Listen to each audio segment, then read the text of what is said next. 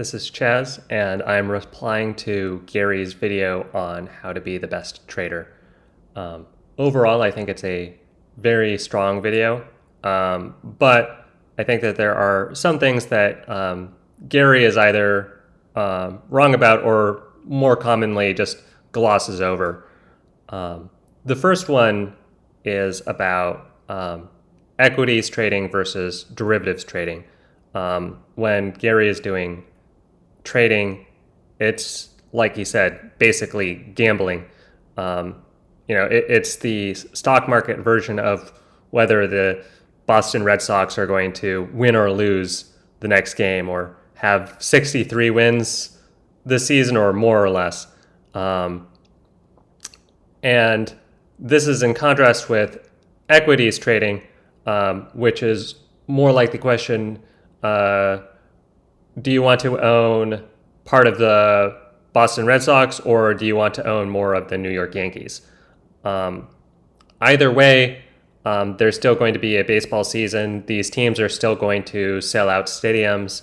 Their teams are still going to be playing games. Now, if one team makes the playoff or one team wins the World Series, that team is going to make more money in any given year. But both teams are still going to make money. And so in that sense, equities maintains ownership in a way that derivatives is just pure gambling. My recommendation, particularly for recreational traders, is to do trading on the equity side, because buying the Red Sox, and if the Yankees win more games, there's a bit of a loss, but there's still the gains that the Red Sox had from playing in that season and winning and having some amount of revenue, even if it's not theoretically the most possible amount of revenue for any baseball team. So I think that what Gary described was very accurate for derivatives trading, and it was not very accurate for equities trading. And then the other thing that Gary does not describe is how to lever your position. And so what I mean by leverage is that when Gary gets hired at Citibank, he might have a maximum of $10 million to place bets with. As he makes more successful bets, that number increases to, probably hundreds of millions, if not billions, since he was their best trader in 2011. So for most people aren't going to be sitting around with $10 million. They're not necessarily going to be hired at these companies that will just give them $10 million to play around with and place bets with. And so where does that money come from?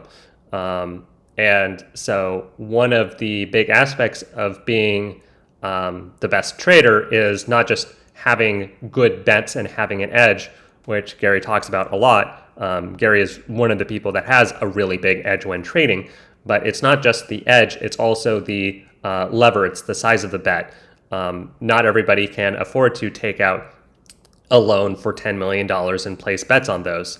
And the thing is that the very best traders in the world will have multi-billion-dollar bets. And so if getting $10 million is hard, try getting $10 billion. That's something that Gary doesn't go over, and also it's somewhat of a blind spot for him. Because despite all of his calls being pretty accurate, if he were to take those calls and lever them to the tune of billions of dollars, he would have easily 10, 100 times, maybe even 1,000 times the amount of personal wealth he has right now. And so that's something where if Gary was to be one of the best traders, he might be essentially running Citibank and having a team of traders underneath him either making profitable bets or feeding him the stats he needs to place multi-billion-dollar bets. That's not what he's doing. He has a huge edge in the specific trades that he's making, but he doesn't actually, he's under-levered relative to his personal ability at trading. I think that there is a lot of potential for him to just, for example, set up his own company, say I was Citibank's best trader in 2011. You can invest in my fund, but you have to invest at minimum, $1 million, and you have to keep $1 million in for 10 years. Gary could do this, I think, pretty easily, raise millions of dollars this way, start trading on that money, and then he can use that money to increase his personal wealth, increase his personal influence. But quitting Citibank, not starting his own company, and instead making videos on YouTube is going to be a much lower revenue alternative, because right now he is trading on his own personal assets, and this is, to my understanding of what he said in his videos, trading on his own assets and also taking out loans against his assets to trade more. Again, trading using loans is pretty normal, but it is another way to get leverage, and especially for people who are trading with an advantage like Gary, that's a very good way to lever their position without necessarily taking money from other people in the form of starting a fund. Now, what Gary talks about when he quits Citibank is that then he goes, probably with some amount of time in between, goes from Citibank to getting his master's in economics. And he has not very kind words to say about academic economics, and I don't have very kind words to say about academic economics. The reason why is because academic economics is about models, and having really good models, and models that I guess make sense. In other words, it's sort of like having a really good global warming model, but not necessarily being able to predict how much the Earth's temperature is going to rise in the next 100 years or so. Gary is the kind of person that does not have a model, but knows how much the temperature is going to rise. And so I think that when there's all of this academic economics where the expectation is, okay, well, we know that you're very good at predicting, but where's your model? And Gary's like, I am the model. That's not very, in academics, that's not very persuasive. As much as Gary has an extremely good profit and loss ratio, extremely good multi-year record on having successful predictions in terms of having profitable predictions, that doesn't get him the respect in academic circles, because in academia there's an expectation for having models, and Gary doesn't have the models. Is Gary supposed to have the models? In my opinion, I don't think he needs to have the models, but if he wants to be respected by academia, he would need to have the models. There's a similar problem with political economics, but it's different in political economics because it's not about the models, though there are a lot of models in political economics. It's more about policies and proposals. And you heard this in his video a couple videos ago, where people would ask him, where is your proposal? What is the plan? It's like, okay, inequality is a problem, but what is the plan to deal with inequality? What is your proposal to deal with economy? What does the wealth tax actually look like? And he's very frustrated because he wants to get resources to create the plan. But in political economics, it's not really about having good predictions or even a good track record. It's about having a good proposal, a proposal that makes sense and can win.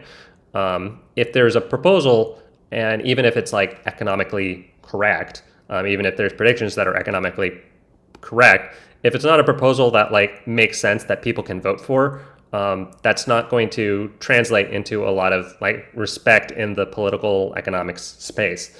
And so I can understand that this is very frustrating for Gary because I think he wants to just be right, and tell people that he's right, and so therefore they should work on his priorities. But generally speaking, if you want to say you're right and everyone else should work on your priorities, you have to pay money in order to get people to do that.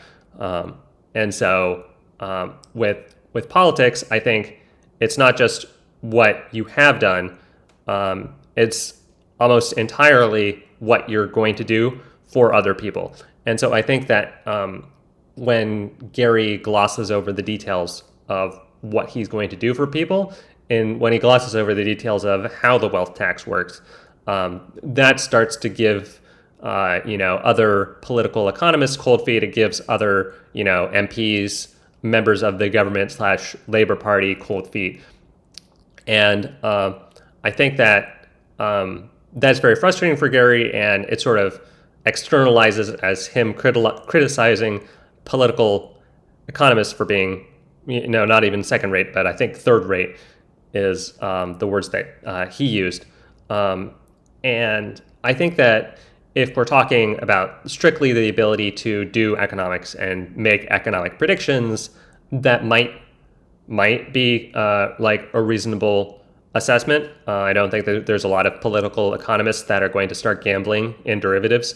But that said, that's not the only thing that matters in political economics. It's also about policies. It's also about popularity.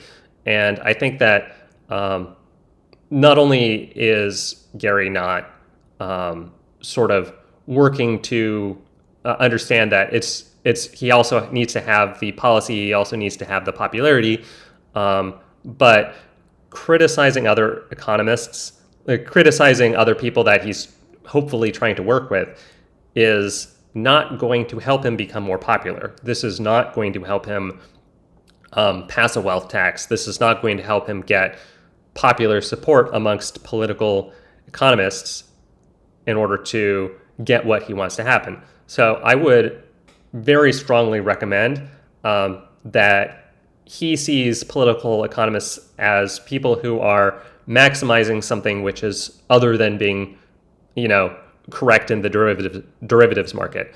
And so, seeing what their comparative advantages are, and not thinking that he is strictly superior in all aspects, in both the political in terms of the popularity, in terms of the policy, just because he's very good at placing bets in the derivatives market.